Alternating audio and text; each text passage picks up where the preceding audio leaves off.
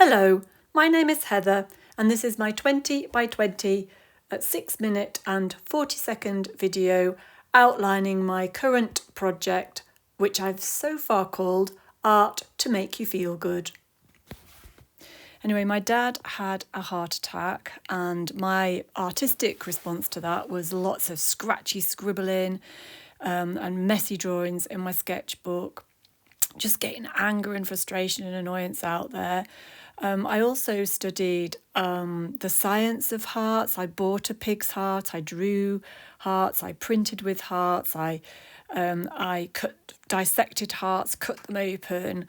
And this image that you see here is an electronic or digital collage of prints using a pig's heart and drawings of a pig's heart, which are all very reminiscent of Rothko, whose main interest was in expressing basic human emotions.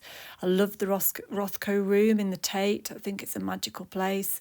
And I've always been inspired by his paintings, which are simply expressions of emotion. Which makes me also think of Tracy Emin, whose raw material is her raw emotions. And she's always been very, done a lot of self-disclosure and used her own personal experiences and reactions as inspiration for her artwork. However, all this felt very angry and bitter and red and dark, and a friend of mine said, why don't you watch Coco? And I loved it. It was colourful and bright and full of hope and enthusiasm, and all about people waiting for you in the next realm. And at just about the same time I found Florentin Hoffman, who just makes art make people smile. And I love these giant sculptures that are just bright and shiny and amusing and make you stop in your tracks and make you think, wow, they're amazing. So I revisited my artwork and I did some more stuff on my dad, and I thought about the happy memories and the experiences that we shared and how much of me is from him, and not just DNA but nature and nurture. And I started to do some more positive images, including some videos. And about the same time, the Queen died. I, like lots of people, felt very sad about this, but I was inspired by the colour of her funeral, but also her lifelong dedication to service and her deeply held faith and belief in God. And this got me thinking that there's another way of being, that I could be less self-centered and less self-introspective, and that actually I could help others more. And I started looking at art as therapy. After all, the art that I'd done so far for my dad was therapy. I'm a psychologist and a coach and a facilitator, and I have always helped other people to explore their emotions and communicate their positions, mediate their conflict. And so I thought, you know what, I could do this, but I don't want to do it in person. So my idea was to look at art kit boxes together with self-therapy prompts, and found a massive gap in the marketplace for kits that combined both of these pieces of information.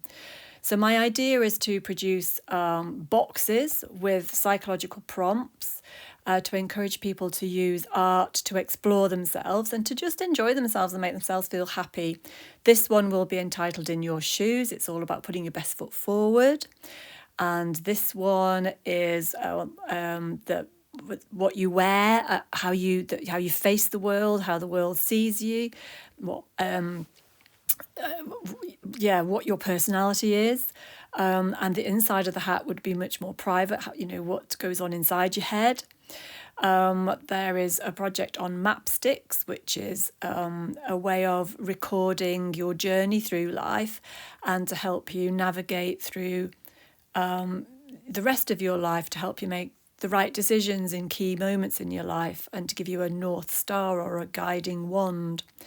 This image coming up is a mask that I made from mod rock ages ago, and it still fits both metaphorically and design. So the colours still are appropriate. They're specifically chosen based on Myers-Briggs profile testing, and the actual mask fits even though I'm more wrinkly now.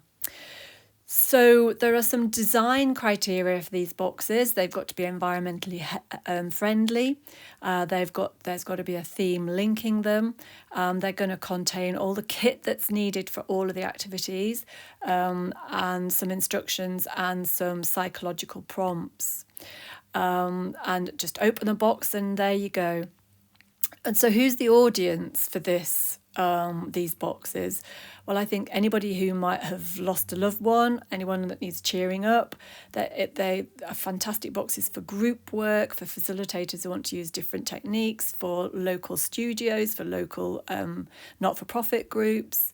And I'm really excited about this project because for me it's kind of completing some circles. It's using my art degree or my visual communications degree as a means to produce some sort of legacy from all my 40 years experience of working as a coach and a facilitator.